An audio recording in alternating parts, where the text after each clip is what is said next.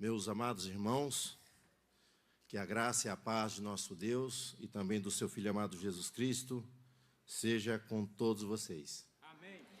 Queremos agradecer ao nosso pastor Eduardo pela oportunidade de ser um instrumento de Deus nesta noite para a edificação da sua vida.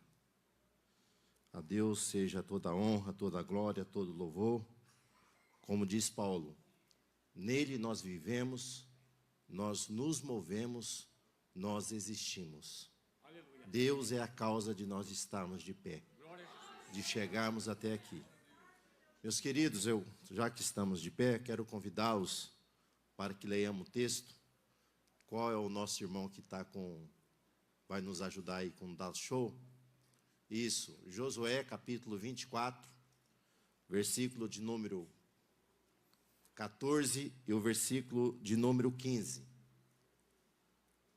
Sábado à tarde eu lendo esse texto e fui dormir, fiquei acordado da meia-noite até cerca de 4 horas da manhã, eu deitado na cama e eu pensando nesse texto e eu anotando em minha mente.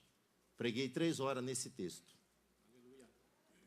E aí no domingo eu comecei a anotar, fiz algumas anotações na segunda, fiz um pouco hoje, ainda não terminei. Isso aí é um estudo que vai até de manhã.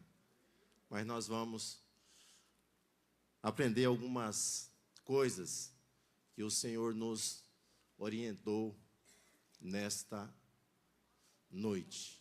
Diz assim o texto: agora, pois, temei ao Senhor e servi-o com sinceridade e com verdade.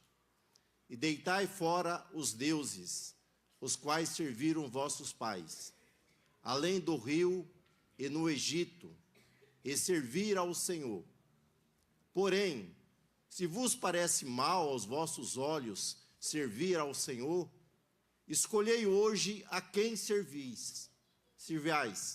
Se aos deuses a quem serviram vossos pais, que estavam além do rio, ou aos deuses dos amorreus, em cuja terra habitais. Porém, eu e a minha casa serviremos ao Senhor. Aleluia. Você pode dizer isso comigo? Glória a Deus. Eu e me serviremos ao Senhor. Podeis assentar, meus queridos irmãos. Nós encontramos no capítulo 23 e o capítulo de número 24 do livro de Josué a sua despedida. E Josué, aproximando da sua partida, ele está preocupado com os seus irmãos, com a sua nação, diante dos desafios que eles ainda terão pela frente. E ele vai mostrar a importância de nós deixarmos um legado, um exemplo para as outras pessoas. E ele não vai falar dos seus feitos de guerra, mas ele vai falar da responsabilidade que os pais têm para com a família. A família, ela é uma instituição divina. Foi criada pelo próprio Deus.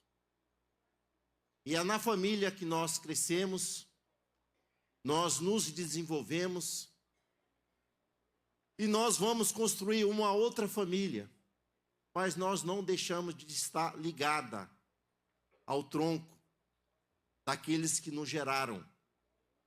E muito daquilo que nós somos está relacionado com aquilo que nós aprendemos dos nossos pais. Ou, infelizmente, alguns não instruem e delegam esse ensino para outras pessoas. E aí vai ocorrer, meus irmãos, a grande problemática em algumas famílias. É a perca da identidade, é a perca dos valores que deveriam ter dos pais, e eles não trouxeram esse legado, esse aprendizado. Então, é na família que nós somos forjados. O nosso caráter, a nossa ética. E os pais não podem desvincular dessa responsabilidade. Porque em Deuteronômio, capítulo 6, a partir do verso 6, nós vamos ver que Deus diz que os pais têm a responsabilidade de educar os filhos no caminho do Senhor. Ele fala ao deitar, ao levantar, ao sentar, os pais têm a obrigação, em todo o tempo, instruir os filhos a amarem a Deus, a guardarem a sua palavra, a terem experiência com o divino. Todos os pais, eles têm essa responsabilidade. Mas para que nós entramos na responsabilidade, vamos no próximo. Nós temos que entender algumas estruturas da família estabelecida pelo próprio Deus. No livro de Gênesis, no capítulo 2, no verso 24, Deus que está falando: portanto, deixará o homem o seu pai e a sua mãe, e apegar a sua mulher, e ambos serão uma só carne. O casamento, meus irmãos, ele é monogâmico. A relação é somente com uma pessoa. Não existe bigamia ou poligamia. Deixa lá ainda, bom, por favor. Poligamia dentro do relacionamento. É no matrimônio que isso vai se realizar o quê? O cumprimento ali do casamento. Ambos serão uma carne, dois se tornando um. Não existe o quê? Alternativa para um segundo elemento dentro dessa instituição que Deus criou. E o casamento, meus irmãos, ele é tão abençoado por Deus para que o casamento não fosse quebrado, essa aliança, por causa do pecado. O pecado veio a corromper os laços familiares. Deus estabeleceu em Êxodo o 7º mandamento dizendo: não adulterarás, porque o casamento ele é sagrado. O casamento é uma instituição que Deus criou. Em Hebreus vai dizer: digno de honra seja o matrimônio e o leito sem mácula. Porque aqueles que se dão o quê? Ao adultério, à prostituição, esses Deus o julgará. Então, dentro do casamento, não há lugar, meus irmãos, para uma outra pessoa que não seja o seu cônjuge, que não seja a sua mulher, que não seja o seu esposo. Deus estabeleceu o casamento. O casamento, ele é uma união heterossexual. Está dizendo homem e mulher, macho e fêmea. Hétero significa, não é homos é igual, hétero é diferente, um homem e uma mulher. Este é o estilo estabelecido por Deus. Infelizmente, a sociedade corrompida, pecaminosa, tem tentado trazer outros modelos, mas o modelo estabelecido por Deus é um homem e uma mulher e o homem estabelecendo a família. Porque esses vão gerar. E o casamento também, ele é indissolúvel. Ele é para durar até que a morte o separe. Na verdade, era para ser eterno. Mas os nossos primeiros pais desobedeceram a Deus, se corromperam, logo a morte veio trazer o quê? A quebra dessa aliança que é tão abençoada que Deus estabeleceu ali no Éden. O casamento, ele é indissolúvel. Então não existe essa questão que nós ouvimos aí fora, não tenta. Se não dá certo, não, meus irmãos. O casamento não é para tentar. O casamento é para ser duradouro, é para ser vitalício, é para ser indissolúvel. É isso que Deus criou.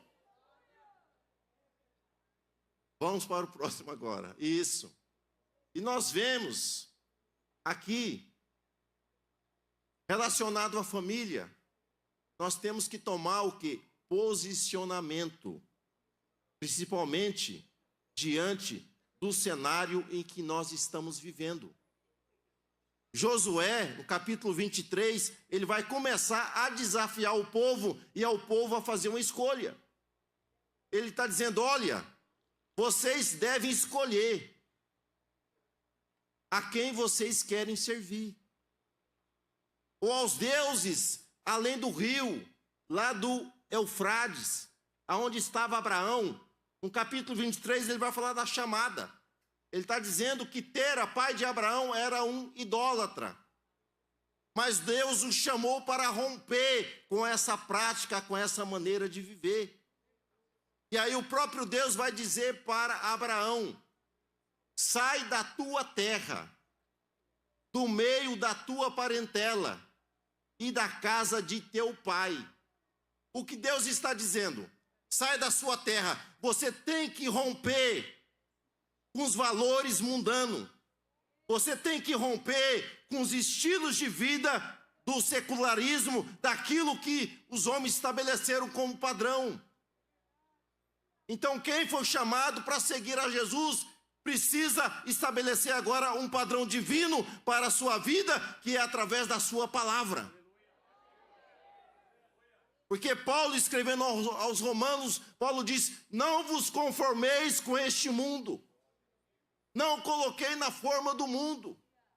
Não deixa que o mundo venha te moldar pelos valores corrompidos, mas venha ser moldado pela palavra de Deus, para que você possa ser abençoado.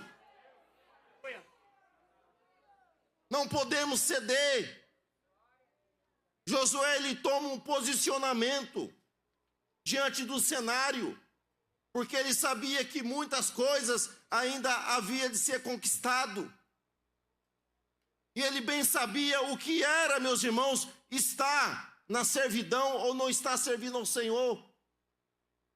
Porque Josué, ele nasce debaixo da escravatura ali no Egito, debaixo da chibata de Faraó. E ele nasce crendo numa esperança. Porque quando José chama os seus irmãos para ir até o Egito, José diz, olha, verdadeiramente Deus vos visitará. E vos tirará dessa terra e levará para a terra de Canaã. E quando isso acontecer, vocês levam os meus ossos, porque eu não quero ser sepultado aqui nessa terra. Então ele estava debaixo de uma esperança. Bem como nós estamos debaixo de uma esperança. Nós podemos perecer aqui, mas quando o Senhor Jesus Cristo vier buscar a sua igreja, nós seremos arrebatados e vamos para a nossa pátria, vamos para o gozo eterno, que é morar nas eternidades. Temos essa esperança. E essa esperança é o que nos move. É o que nos faz, meus irmãos, obedecer a Deus e a sua palavra. Porque nós temos uma herança incorruptível. Uma herança que a traça não corrompe. O ladrão não pode roubar. Mas uma herança eterna. Que o Senhor preparou para todos aqueles que forem fiéis a Ele. E Josué, ele toma esse posicionamento. E qual é o posicionamento que nós temos tomado diante dos desafios do atual século presente que nós estamos vivendo? Como é que nós temos agido? Será que temos sido apáticos? Será que temos não querer entrar no embate? Meus irmãos, nós estamos em guerra. Nós estamos em guerra. A primeira guerra é com nós mesmos. Vencer a nossa natureza, que ainda quer nos levar a praticar aquilo que não agrada a Deus. Mas nós temos o mundo. João disse: filhinhos, não ameis o mundo, e nem o que no mundo há. Porque se alguém ama o mundo, o amor do Pai não está nele. Ele está falando das coisas do mundo.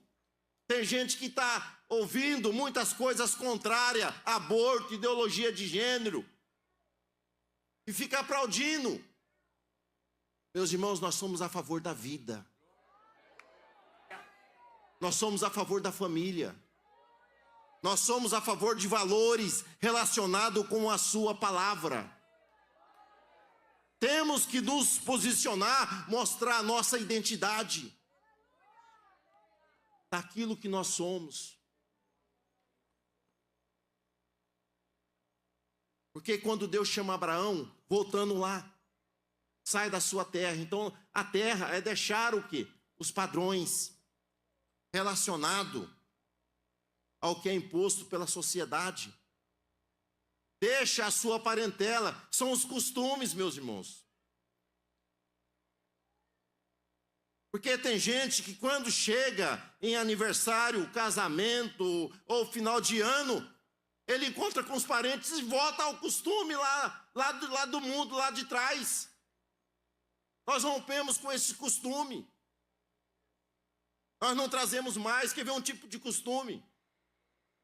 Quando nós nos convertemos lá em casa, chega na Semana Santa, eu falei para o meu pai: vamos assar um carneiro, vamos comer. Não, mas não, é pecado, rapaz. Mas não pode fazer isso não. Misericórdia. Eu falei: mas por que, pai? Não pode comer carne vermelha. Tem que comer peixe. Tradição de homens, meus irmãos. Páscoa fala do cordeiro, que foi morto, foi sacrificado. Eles comeram ali a carne do cordeiro. Então tem pessoas que ainda ficam com a prática lá de fora. Não vou passar debaixo da escada. 7 anos de azar, o gato preto ali. Não, irmãos. Contra o povo de Deus não há encantamento, não há maldição. Nós estamos libertos dessas coisas. Servimos a um Deus vivo, a um Deus verdadeiro. Não podemos trazer a velha prática. Porque se nós aceitamos a Cristo, nós nascemos de novo, somos uma nova criatura. Tudo se fez novo. É uma nova vida. Olhando sempre para a frente. Então ele toma um posicionamento. Interessante, ele não está preocupado com o que os outros vão pensar. Ele diz: olha, vocês escolhem. Se vocês não querem servir a Deus, porém eu e minha casa vamos nos posicionar. Nós vamos ser fiéis. Porque tem pessoas preocupadas com muito ou com pouco. Jesus ensinando alguém da multidão, pergunta para Jesus: Senhor, é muito aos poucos que vão ser salvos?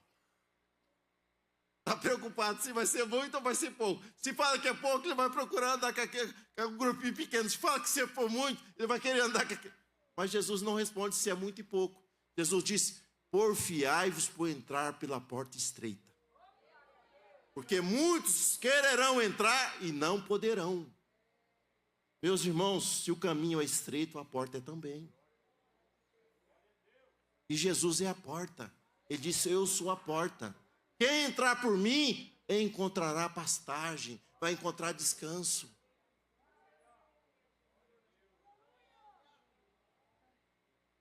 Vamos agora lá. Então, qual é o legado que nós estamos deixando para a nossa família? Jesus perguntou para os discípulos: o que é que o povo pensa de mim? E aí eles vão dizer, né? Um diz que é Jeremias, o outro diz que é Elias, o outro diz que são o beberrão. E aí Jesus pergunta: e vocês? O que diz que eu sou? E aí Pedro, tomado pelo Espírito, diz: Tu és o Cristo, o Filho do Deus vivo. E nós vamos pegar aqui alguns exemplos que motivou, mesmo em um cenário difícil, pessoas manterem a sua identidade de fidelidade a Deus e de amor para com o próximo. Para falar sobre o primeiro, vamos aqui com um dos obreiros. Vamos começar com os obreiros, depois nós vamos nos adolescentes, vamos no jovem e vamos ver com uma esposa. Alguns dos obreiros, lê para nós 2 Timóteo, capítulo 1 e verso 5.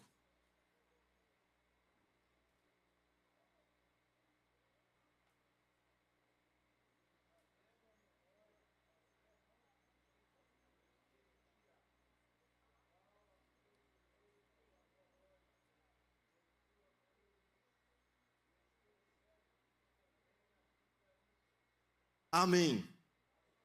Paulo está dizendo para Timóteo que a sua mãe, que era judia, mas casada com um grego, ela tinha uma fé verdadeira. E essa fé verdadeira motivou a Timóteo a seguir o mesmo caminho, os mesmos passos da sua mãe e da sua avó. Então os filhos precisam ter um legado em mim e em você, nós pais, de uma fé verdadeira, e um Deus que salva, e um Deus que liberta, um Deus que transforma, e um Deus que tem uma promessa de nos buscar e levar para a eternidade. Tinha uma fé verdadeira. E alguns falam: não, mas meu marido não é crente, meus filhos. Lloyd, o marido não era crente, mas o filho foi instruído na palavra. Não, minha esposa não é crente. Você tem a responsabilidade de deixar um legado para os seus filhos.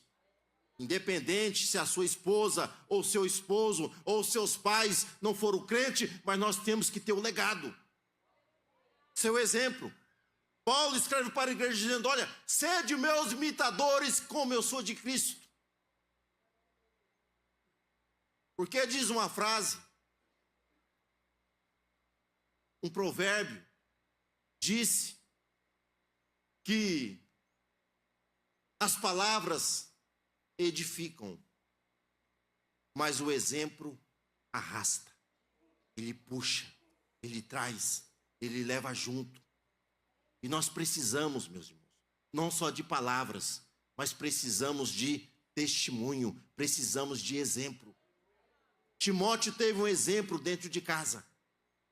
Embora o pai não servindo a Deus, mas a mãe foi fiel e deu a ele os ensinamentos, da qual o apóstolo Paulo diz: e eu estou certo que isto também habita em ti.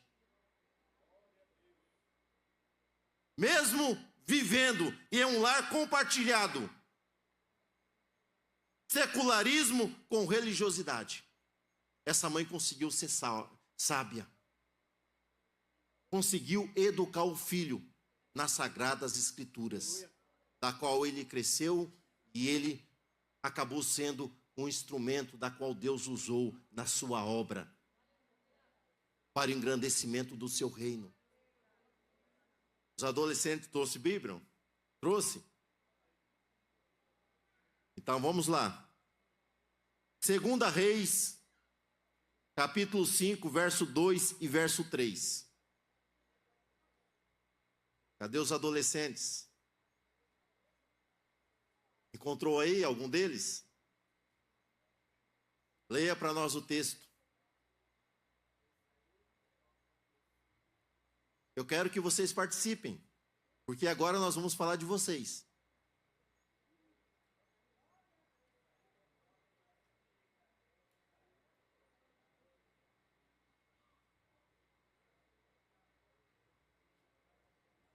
3.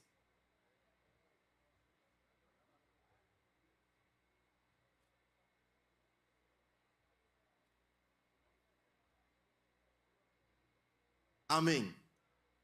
O texto fala de uma menina anônima, que foi tirado da sua família, foi tirado da sua terra, e foi levado para um país estrangeiro. Só aqui já era um motivo dessa menina estar revoltada. Perdeu os pais, perdeu os amigos, está em terra estranha.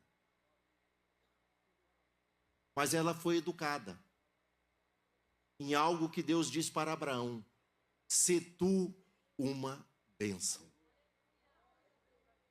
O que Deus está dizendo para ele: você é um abençoador. Você não foi chamado para maldizer. Você não foi chamado para amaldiçoar. Mas você foi chamado para abençoar as pessoas. E você tem a bênção e a maior paz que o mundo precisa. Você serve a um Deus e você tem um Deus que te ama e que te dá paz e também quer proporcionar paz e alegria para outras pessoas. Porque cada um só pode dar daquilo que tem. Ninguém vai dar algo que ele não tem.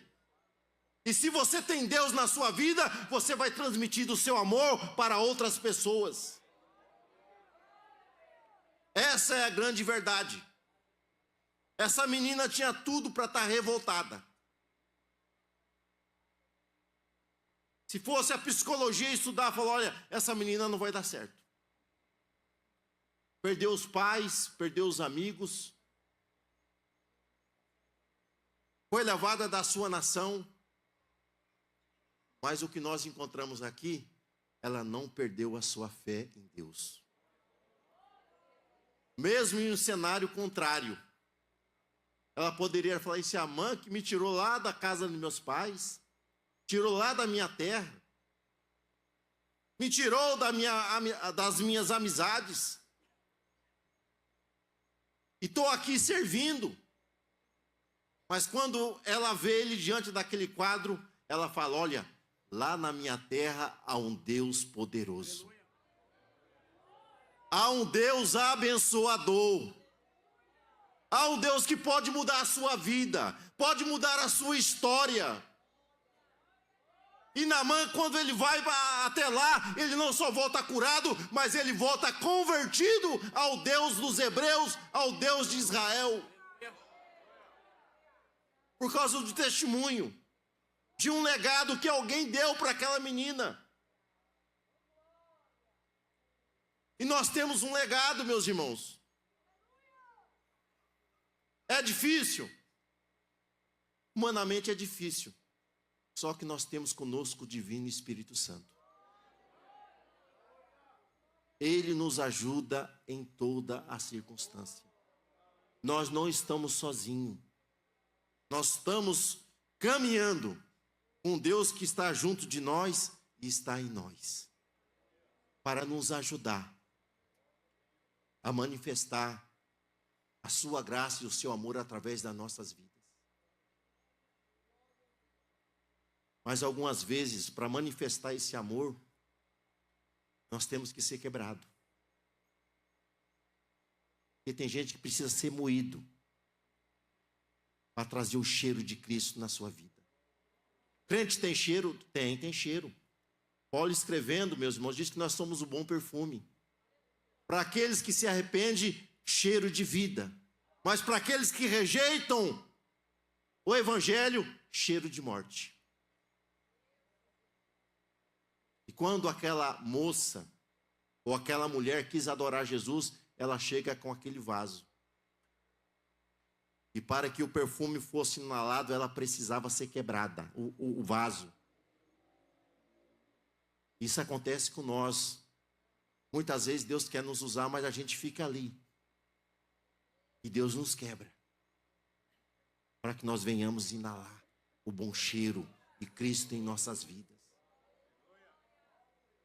Se deixa ser usado de maneira espontânea, para que Deus possa usar. Mas aqueles que se endurecem serão quebrantados. Mas o melhor caminho é se doar, para que Deus possa te usar. Mas essa menina era escrava, mas nós tomamos outro exemplo. Vamos agora um jovem. Jovem solteiro, viu? Porque jovem aqui tem muitos, somos todos nós, né? Tem um monte de jovem aqui, ó. Senhores jovens aqui do meu lado aqui. Né? Eu já sou um jovem senhor acima de 50. Né? Mas sou jovem. Né? Meio com dor para todo lado, mas estamos caminhando. Até falei para os jovens aqui no dia domingo, né? Eu acho que eu vou entrar nesse grupo aqui também, viu? Acho que ele está me cabendo aqui, né? Vamos lá, Daniel 1:5. Ou melhor, 1:8. Cadê os jovens da igreja? Faz assim só para me ver, os jovens. Cadê um jovem para ler esse texto para nós? Lê o texto aí com a voz audível para que os irmãos escutam. Vamos lá?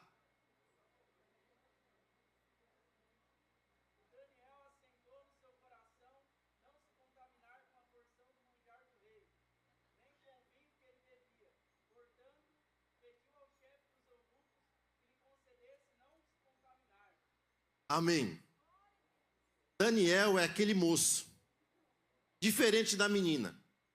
Menina foi arrancada da sua terra para ser escrava. Mas Daniel não, meus irmãos. Ele foi tirado do meio do seu povo. Nabucodonosor, quando ele vem e leva os primeiros cativos ali de Judá, cerca do ano 605 a.C., nós vamos ver que ele é levado para o palácio. Vamos dizer que lá tinha um shopping center. Tinha os fast food, um monte de lugares que ele poderiam ir. Os palácios suspensos lá da Babilônia. Mas quando ele chega lá, ele se propõe não se contaminar. Não absorver o estilo de vida que havia ali na Babilônia. Ele foi instruído na lei do seu Deus, no costume da sua terra. E aí,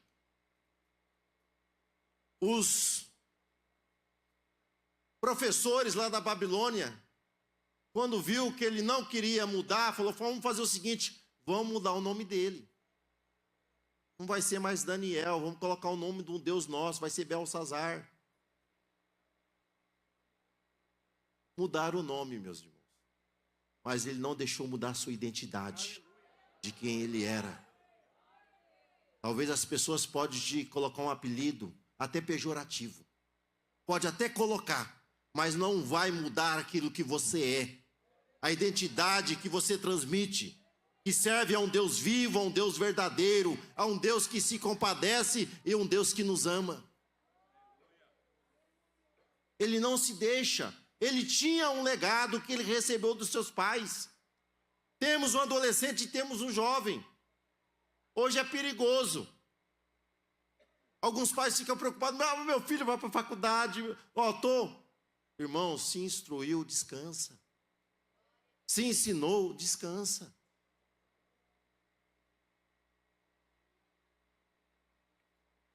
Eles foram instruídos. Porque tem alguns, mesmo que o cenário não seja bom, eles vão querer sair para fora. Mas se forem instruídos, eles voltam. Olha o filho pródigo.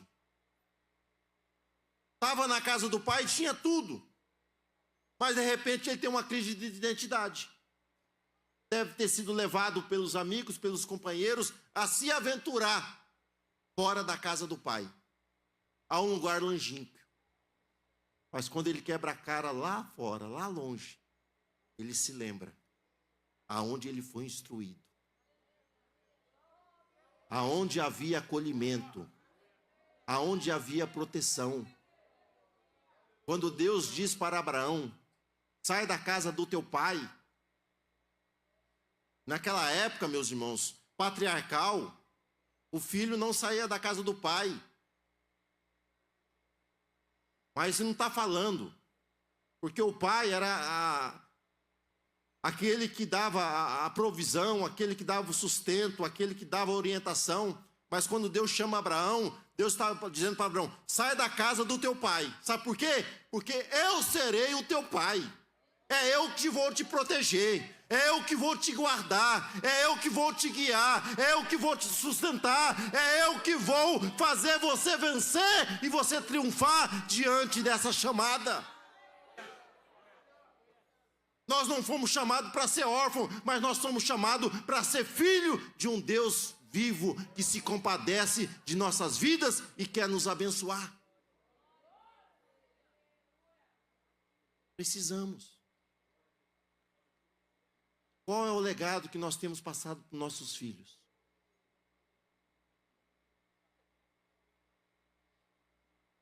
Qual é o legado que você deixou para eles? Meus irmãos, se eu tiver que partir, tanto eu como a minha esposa, estamos tranquilos. Foi ensinado, foi instruído. E ainda nós orientamos e ainda instruímos ainda. Porque de vez em quando quer tomar um caminho e fala, olha, você sabe na onde você foi ensinado. Olha as suas escolhas. E agora? Agora vai pegar para os maridos, hein? Agora eu quero uma irmã ler que agora vai ser para os homens. Vai ser para os homens, vamos lá? Agora uma esposa que vai ler. 2 Reis 4:1.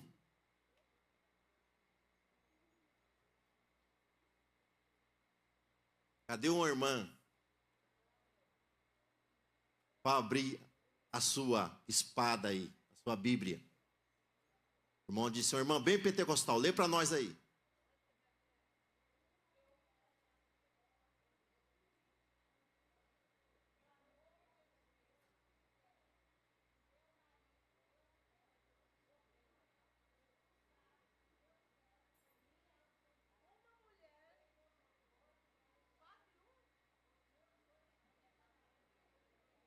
Amém.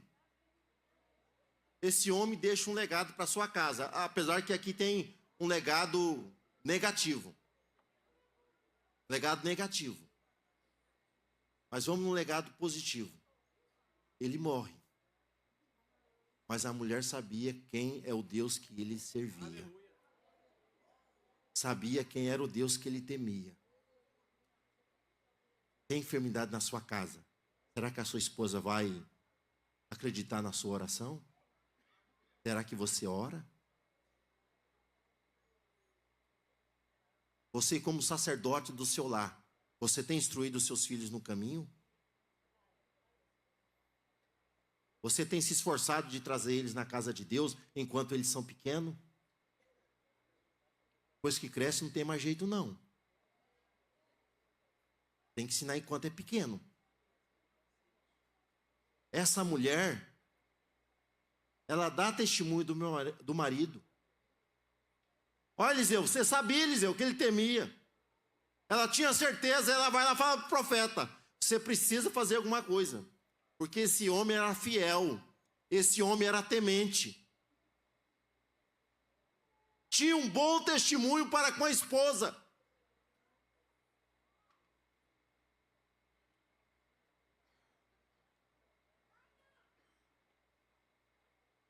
Ela sabia quem ele era.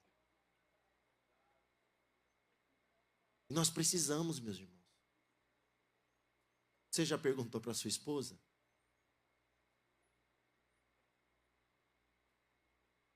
Sou um bom pai?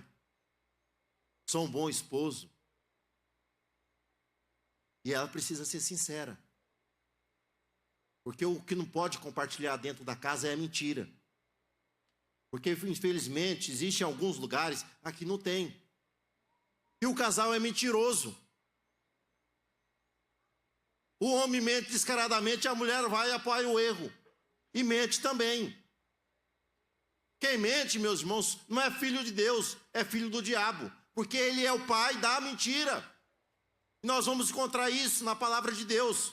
Nós não vamos ler o texto, mas está lá em Atos 5,17. Ananias, ele trama uma mentira. E ele vai na igreja mente descaradamente. Só que o Espírito Santo disse, olha, a igreja está precisando de temor. E Ananias, cai morto. 3 horas depois vem a esposa, cantando, larararararará, toda alegrinha, achando que ia ter aplausos lá na igreja. E quando chega, Pedro vai perguntar para ela, tal coisa, assim, assim, assim. Ela disse, não, é deste jeito. E Pedro vai falar, para que você tramou a mentira com seu marido para trazer dentro da igreja? E ela também morre, mesmo. Nós temos que falar a verdade um com os outros. Sermos verdadeiros. Não podemos compartilhar daquilo que não é honesto, naquilo que não é reto diante de Deus.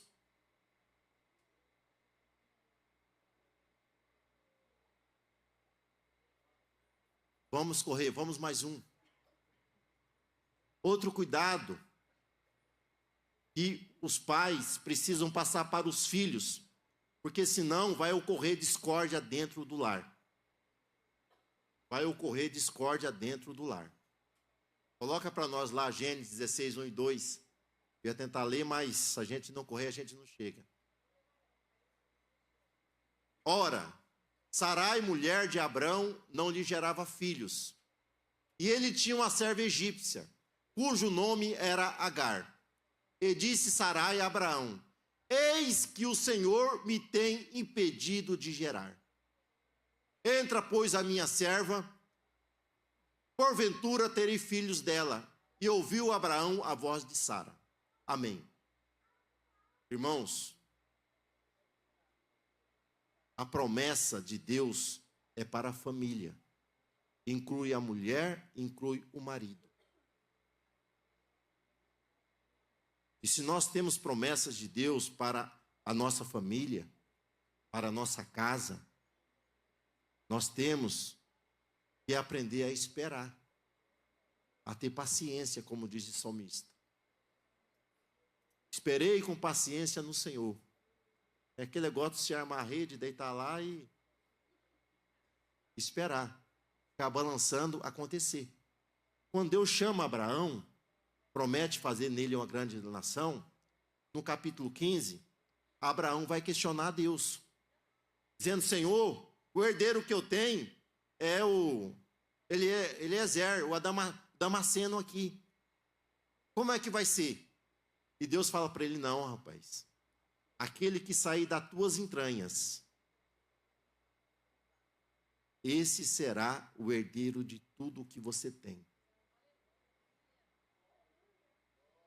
Só que o tempo passa, capítulo 16 para o capítulo 15 é cerca de 10 anos. E agora, Sara, olha o que ela diz, olha, o Senhor tem me impedido de gerar. Meus irmãos, cuidado com a reclamação. Em vez de reclamar, procure solução.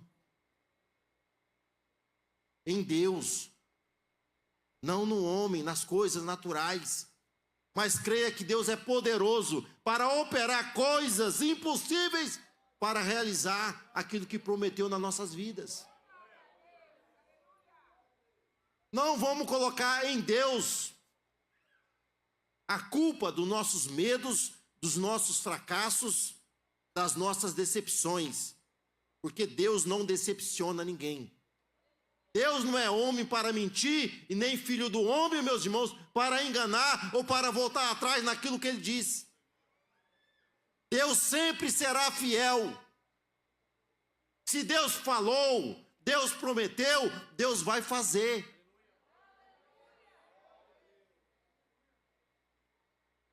E Abraão, dele, tinha falado com Deus, dele passar uma calma para a mulher, tentar reverter a situação. E aqui o cuidado. No casamento, nem sempre é sim, sim. Algumas vezes o cônjuge tem que falar não para a mulher. E a mulher tem que falar não para o marido. Não adianta, e toma cuidado. Olha o que eu vou dizer. A mulher não tem o poder sobre o seu corpo, mas tem o marido. As mulheres casadas vão entender isso aqui. E o marido a mesma coisa. Você não tem o poder sobre o seu corpo, mas tem a sua esposa. Então não chantageie o seu marido ou a sua mulher diante do não que você venha receber.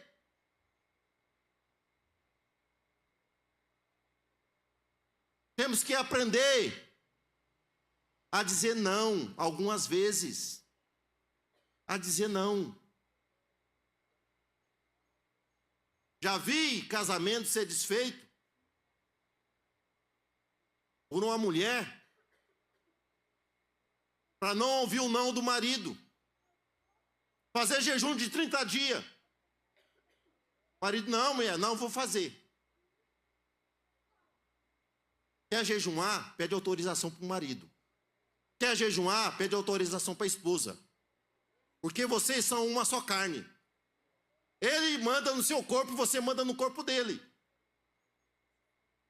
Então esse negócio, na hora de ouvir não, que não vai ter. Cuidado. Você está abrindo a porta para o diabo.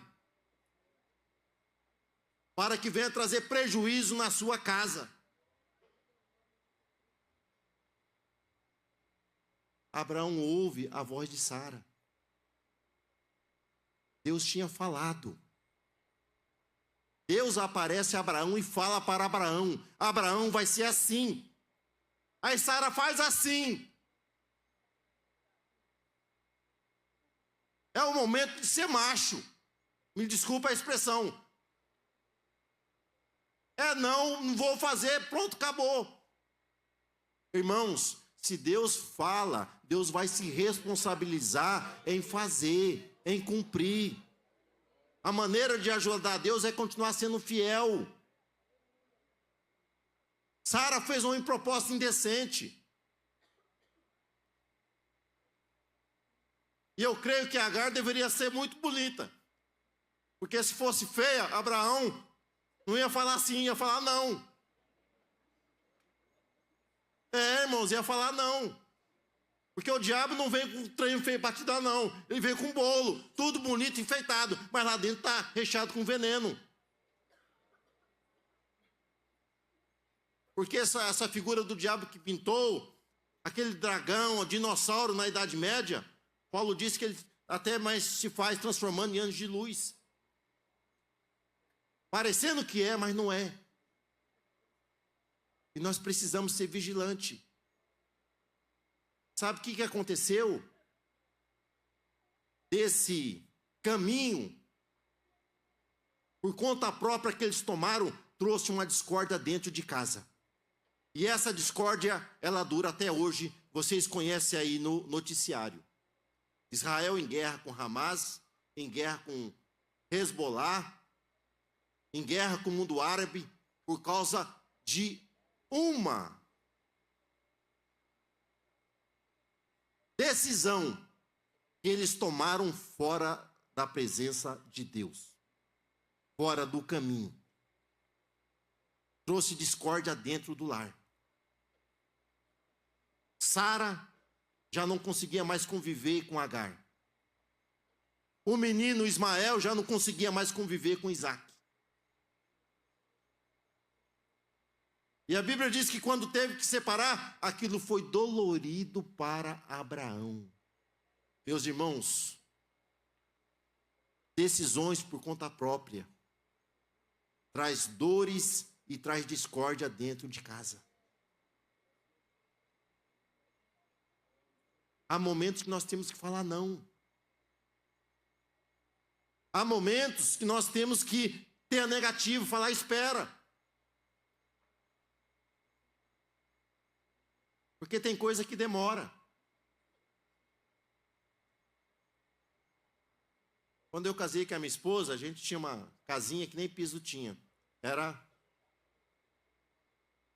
cimento batido. E a gente foi arrumando, ela falou, bem, eu quero uma casa nova. Eu falei, você quer? Quero. Eu falei, então vai orando. 10 anos, começamos a construir. 7 anos depois, a casa praticamente ficou pronta. Nós estamos dentro dela.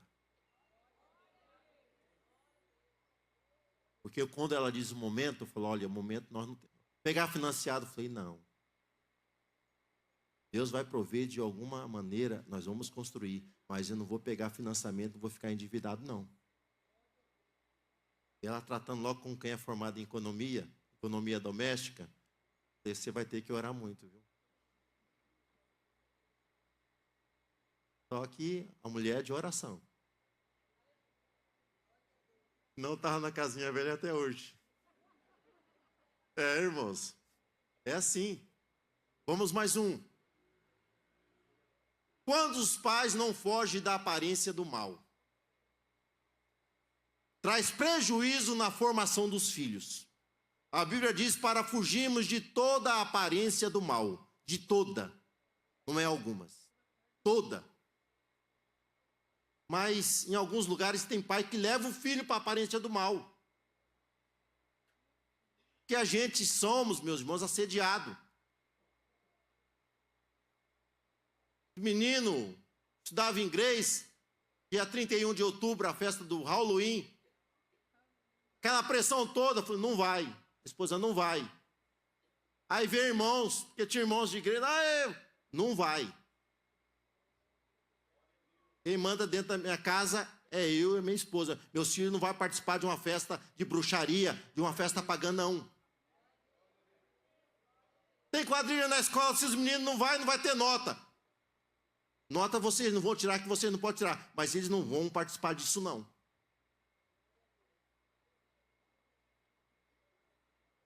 Um abismo chama outro abismo.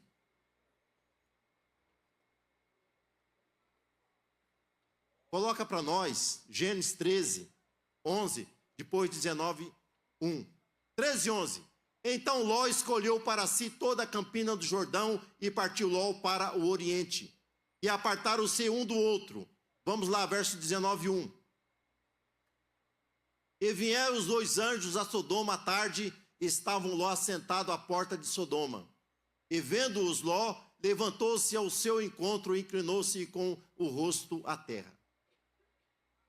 Olha o que acontece. Abraão e Ló, eles convivem juntos. Só que chega um momento, eles crescem de uma maneira muito grande, a sua criação de ovelhas, gado, cabrito. E o local que eles estão, eles não conseguem habitar no mesmo lugar, porque é escasso a pastagem. E eles precisam se separarem. Dentro do texto, a Bíblia vai dizer que Sodoma e Gomorra era uma região fértil. Só que os moradores de Sodoma eram grandes pecadores contra o Senhor, o texto diz. Eram grandes pecadores contra o Senhor. E a taça da ira de Deus ainda não estava cheia. Mas Deus estava vendo tudo aquilo. A justiça de Deus, meus irmãos, ela vem. Eu contei para vocês uma literatura, deixa eu corrigir. A gente não erra, a gente se equivoca. Na parábola judaica, diz que há o anjo da misericórdia, tem 2 asas, voa rapidamente. E ao anjo da justiça, que tem uma asa só, ele vem vagarosamente. Então Deus está vendo tudo aquilo acontecendo em Sodoma. Fala para o anjo do juízo: a taça está enchendo e ele vai ser destruído. E vem um anjo com a asa só, viajando a 10 por hora, mas está vindo. Mas o anjo da misericórdia, ele vem rapidinho. Arrependeu, Deus vem e perdoa o pecado na hora. Eram grandes pecadores. O texto diz que Ló, ele se aproxima de Sodoma, lá no capítulo 13. grandes pecadores contra o Senhor. No capítulo 19, Ló está morando dentro da cidade.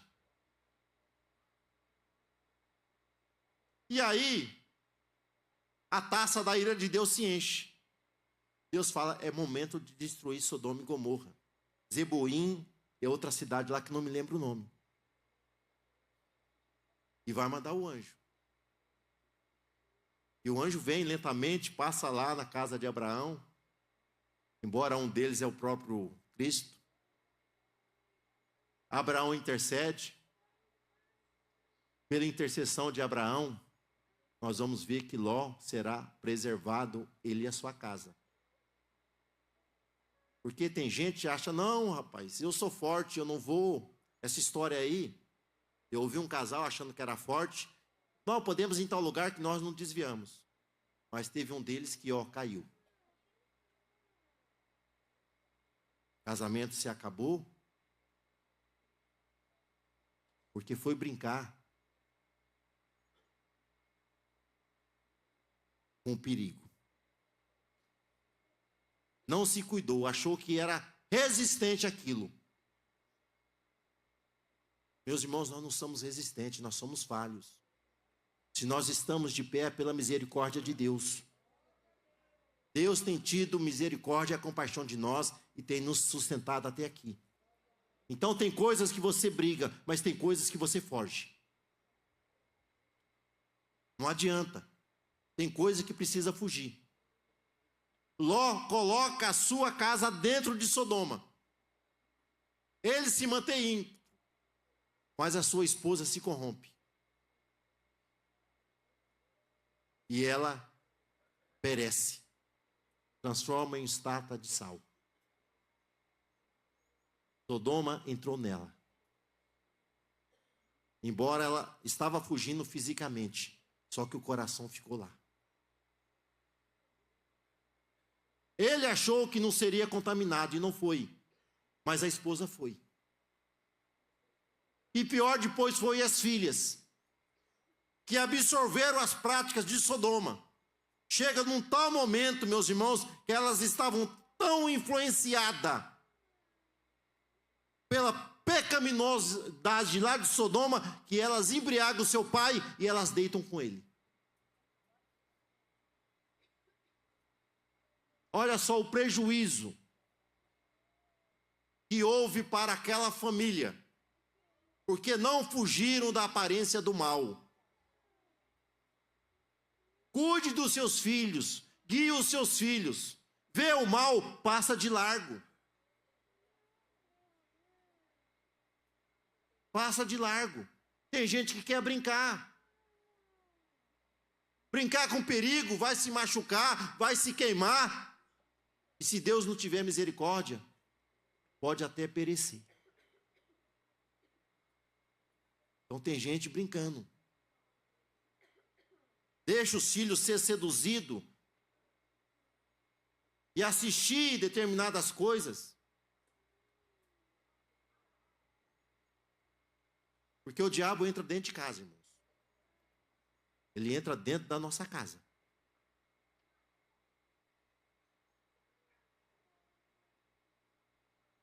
Porque o nosso filho vê algumas coisas, a gente não controla 100%. Só que a consequência lá, ela vem.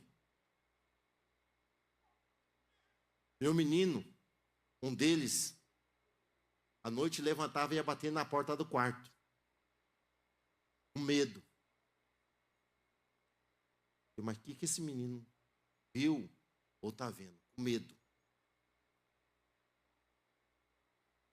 Terminado o dia, minha esposa foi trabalhar, eu estava de folga, deixei os meninos na escola e voltei, estou em casa orando no quarto.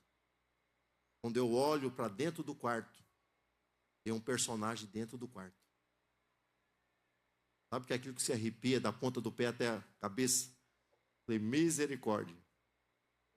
O inimigo estava lá dentro do quarto. Aí eu comecei a marchar dentro de casa, lá no quarto que eu estava, tinha um quarto deles, comecei a marchar e fui em direção, repreendendo no nome de Jesus. daquele dia em diante até hoje, eles nunca mais foram atormentados ou perderam noite de sono. No caso era um, mas não foi mais, porque o inimigo invadiu as fronteiras de dentro de casa. De algo que eles viram. Não sei aonde, mas a gente tenta monitorar. E hoje aqui na igreja, hoje não, mas alguns dias atrás, já vi alguns meninos, porque eu dou aula para os meninos ali. Você vê na figura.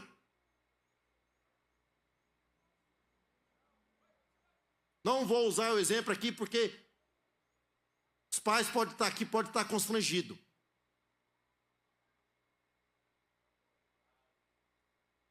Mas uma influência maligna queria chegar ali. Mas graças a Deus, Deus nos deu graça e discernimento para compreender. E aí em espírito você começa a orar. Senhor, repreende toda a influência do mal. Manda um anjo aqui, Senhor. E o inimigo tem que ir em retirada, meus irmãos. Porque aonde chega um valente, mais valente do que o outro tem que fugir. E nós servimos a um Deus poderoso, ao valente de Davi, que derrota os nossos inimigos. Glória a Deus. Vai passando os slides aí, irmãos. Perigo, gera divisão quando há o favoritismo. Mais um. Não deixe que as crises te afastem de Deus. Vamos mais um. Não vai dar tempo da gente ir. Crê no Senhor Jesus Cristo e será salvo tu e tua casa. Só que crê aqui, meus irmãos. Tem muita gente que compreende muito mal esse texto. Crê no Senhor Jesus Cristo e será salvo tu e a tua casa. Crê significa fazer profissão de fé. É confiar, é viver a verdade da palavra. É dar testemunho.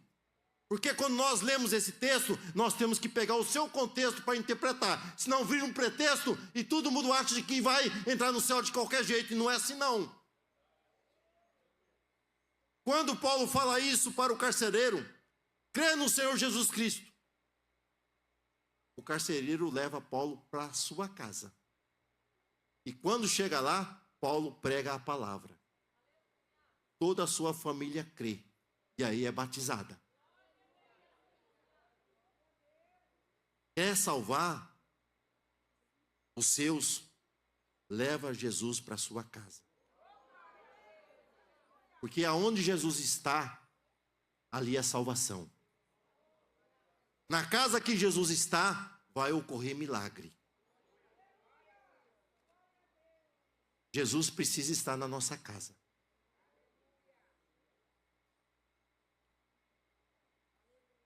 Para que os nossos sejam salvos. Jesus veio para ser hóspede, não é para ser visitante, não. Precisa fazer morada permanente em nossas vidas, em nosso lar, para que possamos ter vitória na nossa caminhada. Meus irmãos, me perdoem, eu esqueci de olhar ali, já falta 4 minutos. E eu corri muito, hein? Mas o tempo não deu. Vamos lá, coloca só mais um. Vamos lá no final. Então, diante de todo Israel, Josué foi decisivo. Ele disse: eu e minha casa serviremos ao Senhor. Então, se nós não agirmos de forma correta, meus irmãos, e nós corremos o risco de ver o nosso lar ser destruído pelo maligno. Então, que Jesus nos ajude. Que em tudo Ele seja o centro. Habitando em nossos corações e em nossas vidas.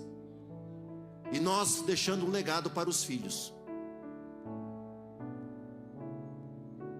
Para que eles possam serem salvos. Glória a Jesus.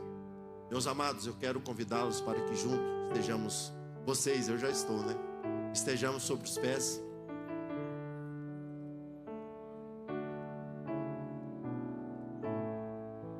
Eu quero perguntar aqui nesta noite, se tem alguém que quer convidar Jesus para fazer morada em sua vida. Alguém que ainda não aceitou a Cristo, mas nesta noite quer convidá-los para fazer parte da sua vida, para entrar na sua casa, para entrar na sua família. Há alguém aqui que ainda não aceitou Jesus?